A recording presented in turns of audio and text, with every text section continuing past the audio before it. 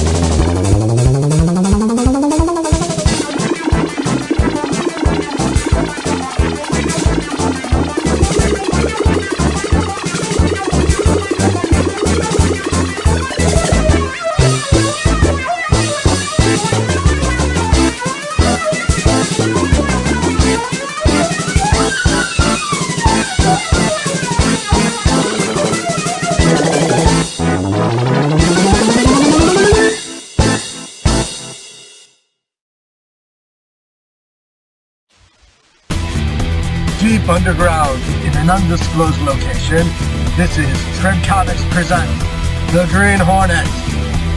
The Green Hornet is a 1940 black and white 13-chapter movie serial from Universal Pictures. Produced by Henry McRae and directed by Ford Bebe, it starred Gordon Jones, Wade Butler, Key Luke, and Ann Nigel. The series is based on the Green Hornet radio series by George Trendle and Fran Striker. Britt Reid, publisher of the Sentinel newspaper, is secretly the vigilante criminal crime fighter, the Green Hornet. He and his Korean valet Kato investigate and expose several seemingly separate criminal rackets. This leads them into continued conflict with the Chief, the mastermind behind the criminal syndicate controlling those rackets. Originally produced as a 13-chapter movie serial, The Green Hornet consisted of Chapter 1, The Tunnel of Terror, Chapter 2, The Thundering Terror. Chapter 3, Flying Coffins. Chapter 4, Pillar of Flame. Chapter 5, The Time Bomb. Chapter 6, Highways of Terror. Chapter 7, Bridge of Disaster. Chapter 8, Dead or Alive. Chapter 9, The Hornet Trapped. Chapter 10, Bullet and Balance. Chapter 11, Disaster Rides the Rails. Chapter 12, Panic in the Zoo. And Chapter 13, Doom of the Underworld.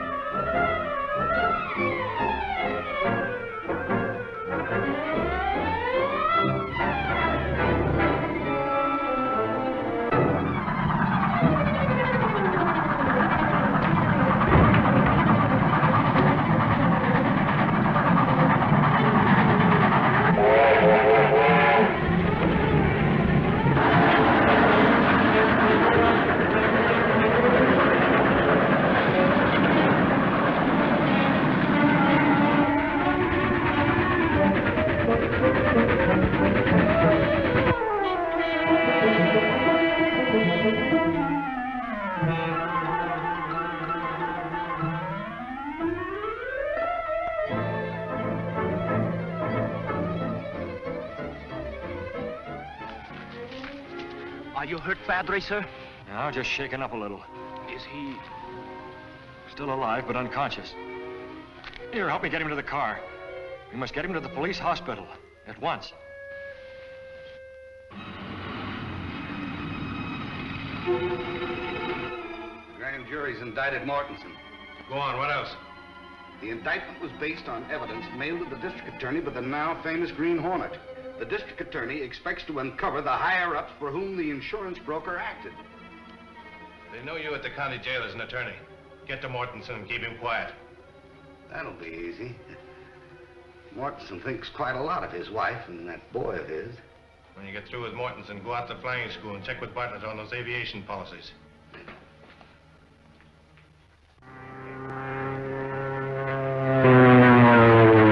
I've seen student flyers do worse, Mr. Jenks, but I can't remember when.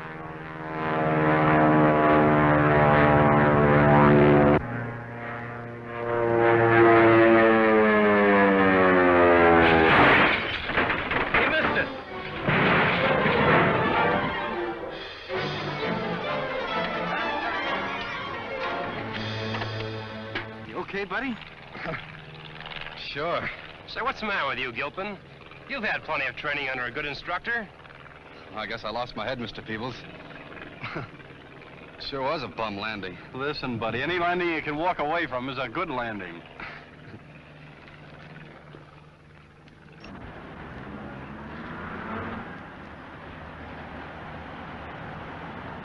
Every time you bring in a story, I can feel the circulation going down. Yours or the papers? I can already see the Bartlett Flying School camping on our doorstep to cancel their advertising contracts. Jenks antagonizing our advertisers again, Miss Case? Say, Mr. Reid, I was out of the Bartlett field this morning, and believe me, that place ought to be investigated. Why? Why, they've had 4 fatal crack-ups. They don't give their students enough training before sending them out for solo flying. What's the idea? Well, the students pay for a training course which ends with their first solo. Believe me, they rush them through. Well, government regulations require a student to have 8 hours in dual control machine before being allowed to solo. Sure they do, but with the school keeping the records, who's to know whether they have 8 hours or 5 or 6? Well, the students should know. Oh, all they care about is soloing as soon as possible and getting their certificate. Tell you, Mr. Reid, that's a racket of some kind. I'll go out there and take a look at it myself. Okay. You ain't figuring to do any flying out at this Bartlett place, are you, Reid? No, I just thought I'd go out and see how a flying school was run. Maybe you'd like to go up, Michael. Not me. You couldn't get me up in one of them things if all the snakes in Ireland was after me.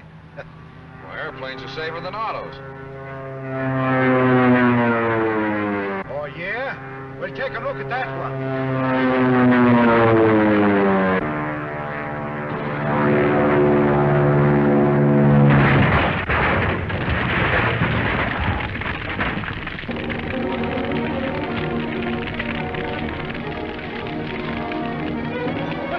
The tanks will explode any second. The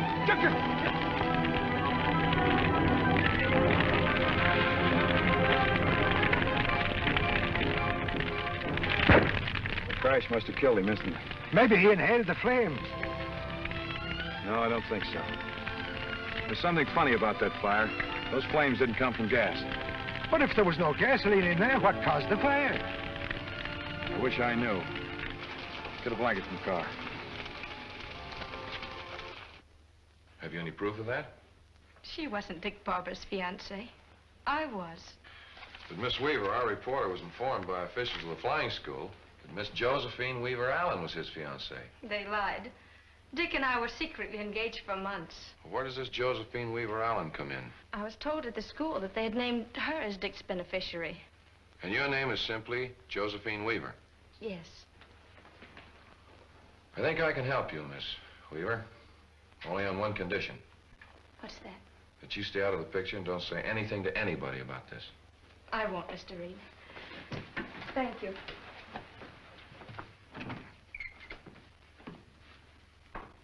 Miss Case, get hold of Axford for me. Tell him I want him to do some undercover work at the flying school. Anything else, Mr. Reid? Yes, get Bartlett on the phone and make an appointment for me. Yes, sir.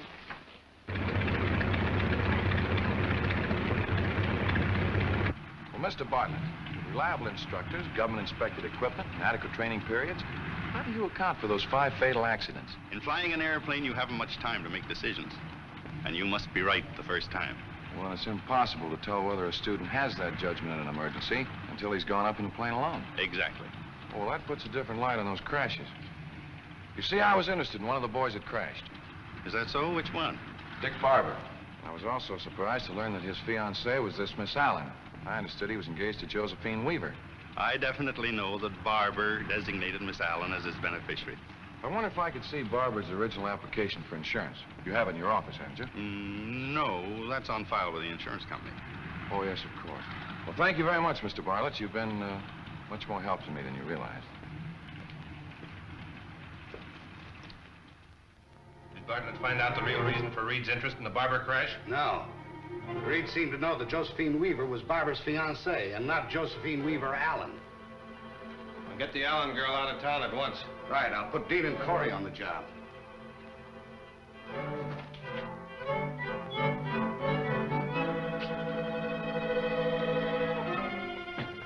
What's our destination tonight, Mr. Britt? We're going to call on a young lady, a Miss Josephine Weaver Allen.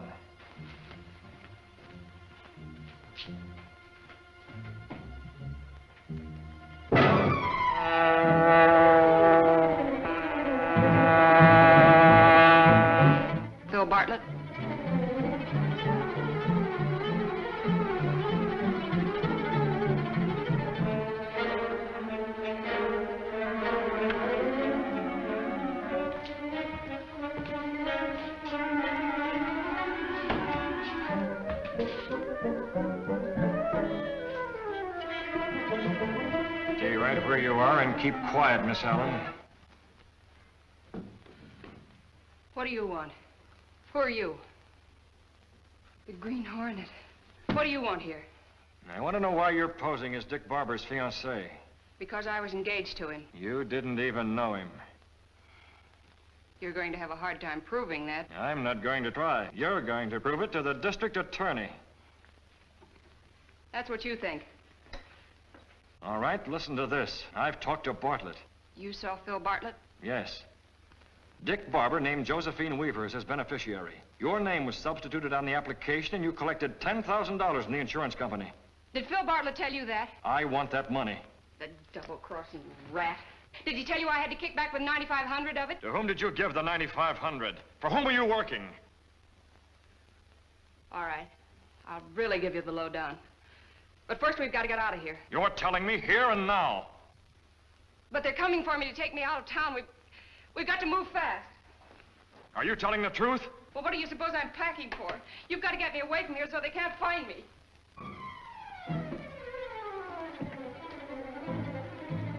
Take her to the car.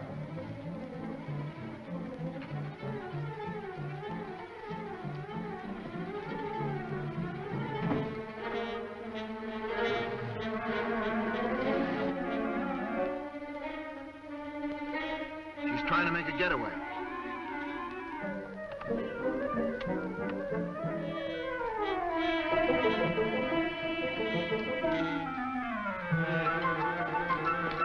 Oh, look out!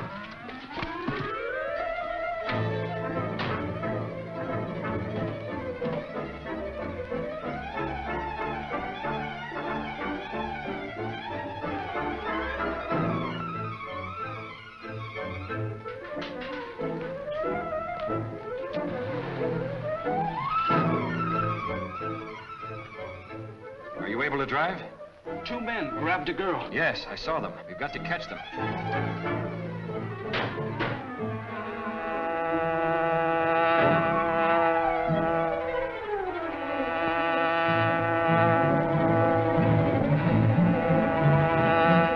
Hey, Corey. Isn't that the car of the Green Hornet? Isn't after us. We'll soon find out. Swing around the next corner.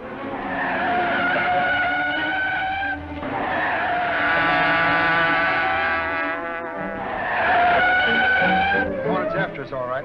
Our only chance is to keep turning corners. Step on it. The Green Hornet. After it, Joel.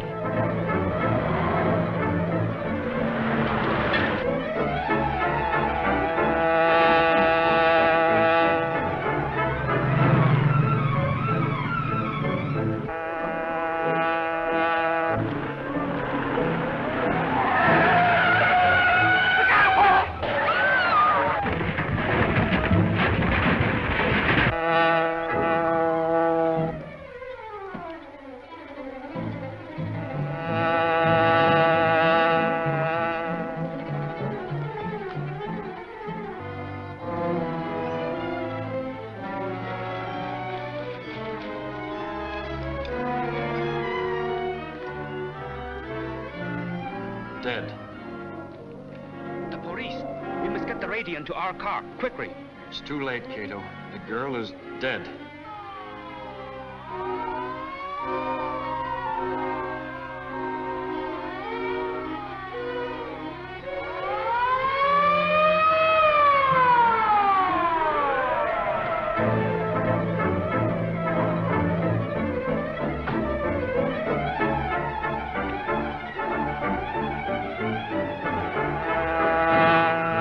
Green Hornet. You go after him. I'll stay here.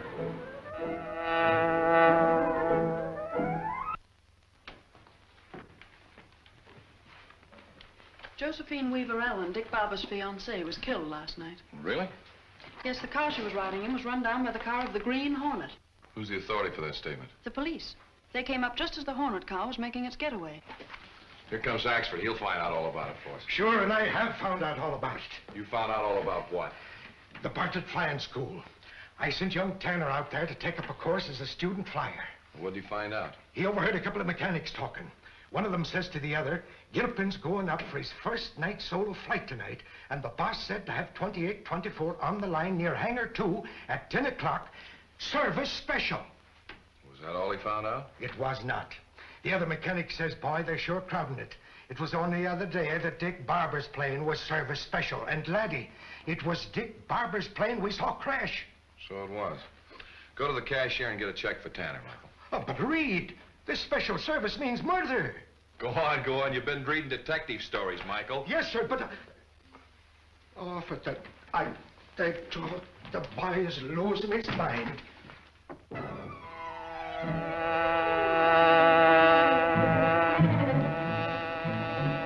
we get to the field, Kato, silence the motor and pull in behind hangar number 2. I want to take a look at plane 2824. You all set, Pete? Yep. All set to go. I gave a special service job, Gilpin. Oh, gee, thanks, Pete. You know, this flight means a lot to me. It means a lot to the school, too. You know, turning out good flyers. When I make this flight, I'll be through training. I can get a job. Gee, I'll need a job, too. I spent every dime I had on this course. But once I'm working, everything will be Jake. Say, I can even get married, Pete. I suppose I'm wasting my time giving you advice. A flyer ain't got no business fooling with women. Oh, but this one's different, Pete. She's... Yeah, I know. Warm up your motor about 5 minutes before you take off.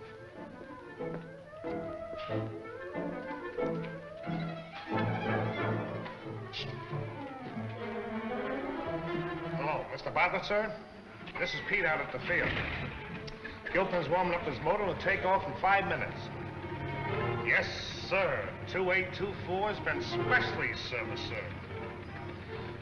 Don't worry, Mr. Bartlett, sir. Excuse me. You haven't? No, sir. The blow I gave him will leave him paralyzed for precisely 30 minutes. You're a marvel. Mr. Bartlett, sir, this is Pete again. You gotta get out here quick. Now, I can't tell you over the phone, but you gotta get out here. You're hangar number 2, and hurry. He said he'd be here in about 10 minutes. We've got to... Gilpin must be in his plane now. I must stop him from taking off. You hide behind that desk. Bartlett comes, you know what to do.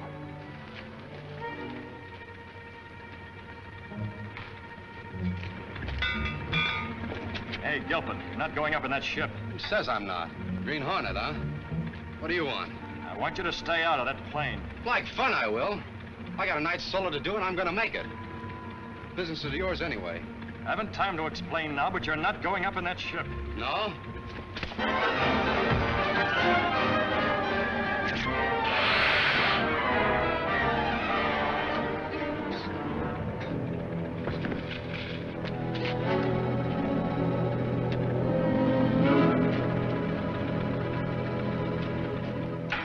That young Gilpin has nerve. The first one that hasn't been afraid of the Green Hornet. Only those with a guilty conscience fear the Green Hornet, sir. I hated to gas him, but it was the only way I could save him. I left him alongside the hangar. He'll be as good as new in an hour.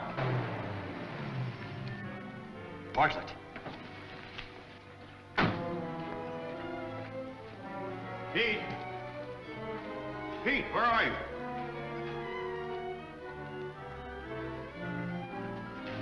Hold it, Bartlett.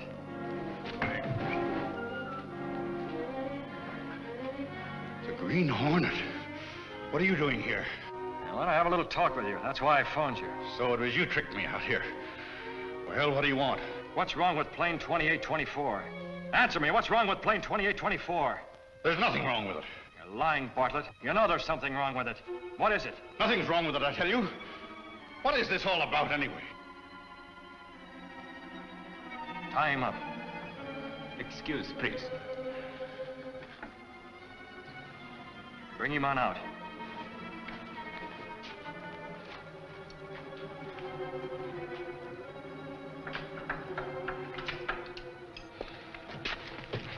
For the last time, Bartlett, what's wrong with this plane? Nothing, I tell you. All right. What are you going to do? Take you for a little flight. Not in this plane. Oh, yes, I am.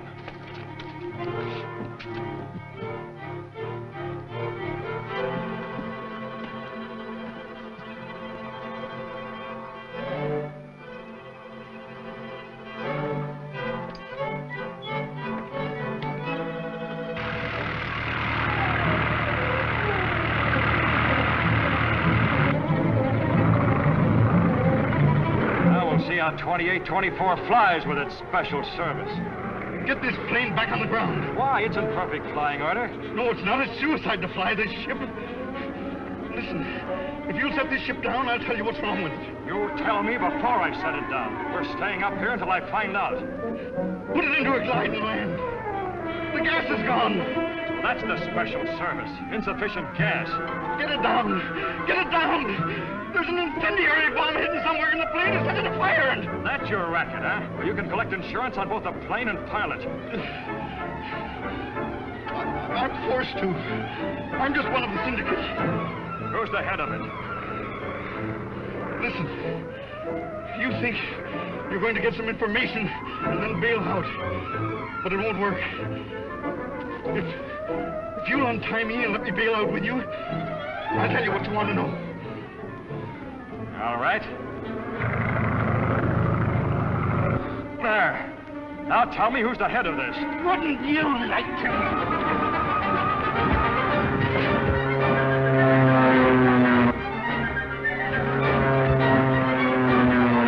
It's no use, Parsons.